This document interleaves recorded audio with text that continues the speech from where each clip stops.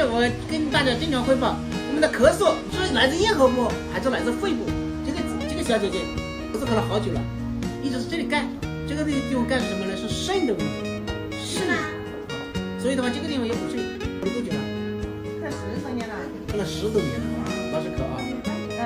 一到了冬天和春天咳。冬天是寒嘛，我给你扎了劲没有？喉咙要扎劲的。